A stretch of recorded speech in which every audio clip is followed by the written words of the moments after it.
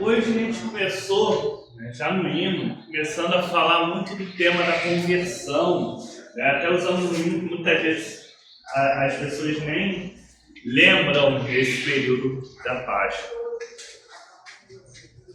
Mas tem uma coisa que quando a gente olha as histórias, principalmente a história que a gente viu no Evangelho dos Atos dos Apóstolos, tem algumas coisas em comum que devem chamar um pouco a atenção. Nos Atos dos Apóstolos nós vimos a história da conversão de Paulo. E no Evangelho nós vimos Jesus aparecendo novamente para os discípulos ali. E é interessante que fala que ele apareceu novamente.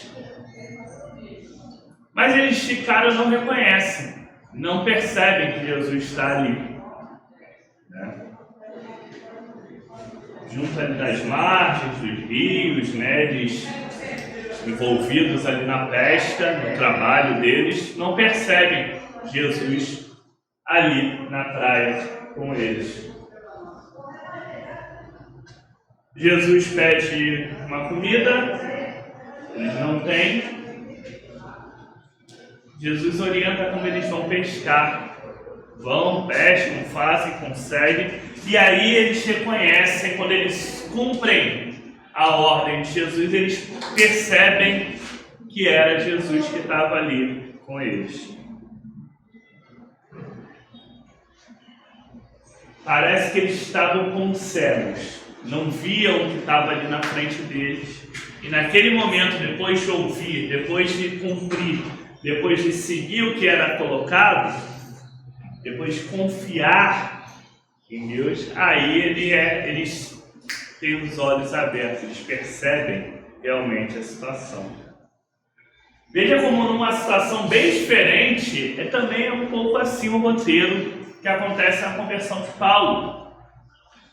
Paulo, perseguidor da igreja, alguém que é muito zeloso, mas até poderíamos dizer um fanático religioso,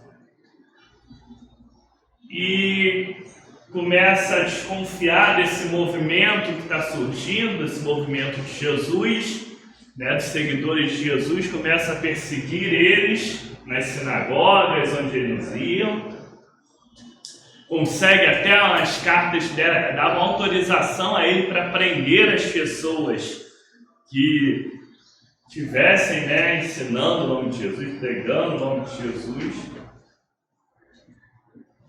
E veja que Paulo, ele inclusive participa de perseguições de grandes cristãos. Constantemente, como nos discípulos, embora aí na qualidade de perseguidor, ele estava muito perto da presença de Jesus, mas não reconhecia, não via, não entendia o que estava acontecendo. No caminho para Damasco, ele vai, tem a visão, fica cego. E na visão, ele sabe que ele tem que procurar um cristão, Ananias, que era com ele que ia conseguir fazer Paulo voltar a ver. Novamente, só quando ouve a voz de Deus, confia na voz de Deus e segue, é que ele tem seus olhos abertos, saem como as escamas de seus olhos e ele consegue voltar a enxergar. Veja que em ambos os casos, seja em quem estava como discípulo, seja em quem perseguia os discípulos, muitas vezes a ação de Deus, a presença de Jesus está muito próxima a nós. A gente constantemente está com Ele presente nas nossas vidas, presente o tempo todo para a gente. Mas a gente às vezes tem muita dificuldade de perceber, muita dificuldade de ver, muita dificuldade de enxergar.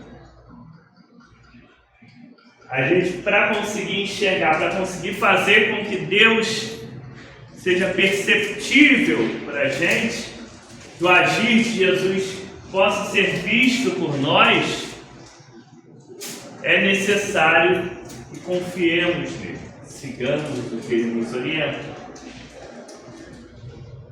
E isso de confiar em Deus, seguir as suas orientações, com fé. E aí, talvez seja por isso que o apóstolo vai falar que a fé é o fim e o fundamento das coisas que não se veem. Mas com fé, nós nos lançamos, confiamos e abrimos o nosso coração. Porque veja que tem uma parte também interessante nisso. A abertura de coração também foi necessária para acontecer. Os discípulos na praia não tinham reconhecido Jesus. Mas, além de ouvir o que ele disse, abriram o coração para aquele que pedia socorro a eles. Talvez se eles só tivessem, não, valeu, tchau, e eles não tivessem tido a oportunidade.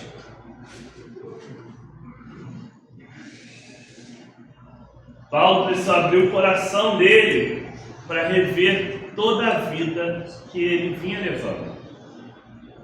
Toda a condição dele, veja que não era algo nem um pouco fácil. Paulo era uma pessoa de extrema importância. Paulo era um homem de uma família rica, vinha de toda uma posição muito importante na religião dele. Não é à toa que ele tem acesso ao sumo sacerdote e consegue autorização para prender aquelas pessoas. Não é à toa que ele, e aí jamais à frente, tinha cidadania de Roma. Tanto que ele vai ter que ser levado para Roma para ser julgado. Por César, não podia ser julgado lá, naquela região dominada ali, subjugada. O cidadão romano tinha direitos a mais.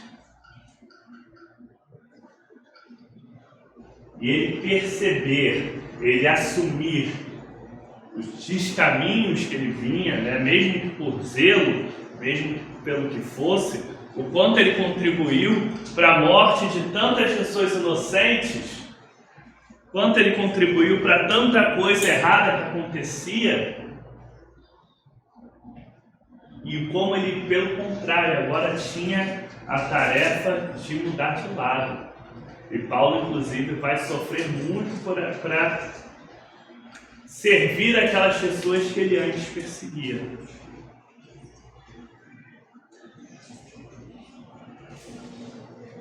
Veja que também, depois, lá na praia, Jesus também vai cobrando isso de Pedro. Você me ama?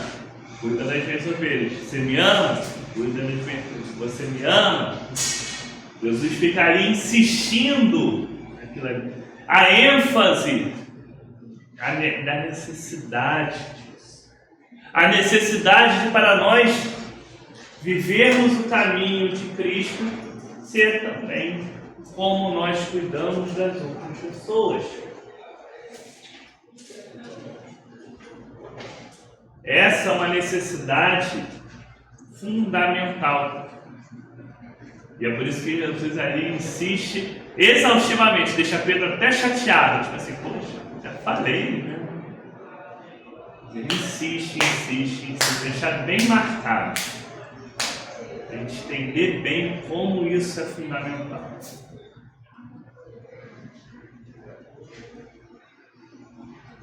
Se nós olharmos também na conduta cristã, um outro personagem passa batido, o próprio Ananias. Porque a situação de Ananias também era muito difícil. Ele tinha visto Deus, conhecia Paulo não de uma forma agradável, pelo contrário, muitas coisas ruins, e aí ele recebe o chamado de Deus para ir lá socorrer aquela pessoa. Com certeza o coração de Ananias, poxa, mas logo ele?